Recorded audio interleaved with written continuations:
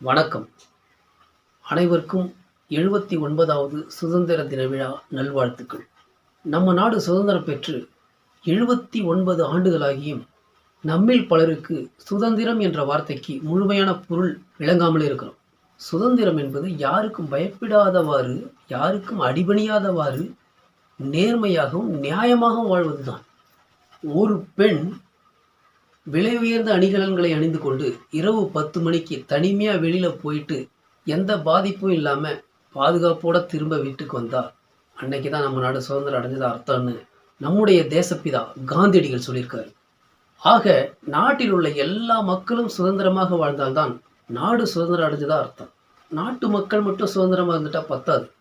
நாட்டில் உள்ள எல்லா பொது துறைகளும் சுதந்திரமாக இயங்க வேண்டும்.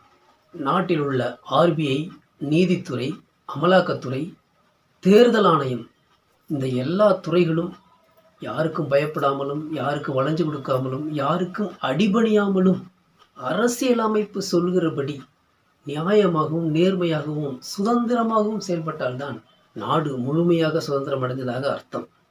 இந்த பொதுத்துறைகள் அனைத்தும் சட்டப்படி சுதந்திரமாக செயல்பட்டால் நாட்டில் உள்ள மக்கள் அனைவரும் பயம் இல்லாமல் சுதந்திரமாக வாழ்வார்கள்.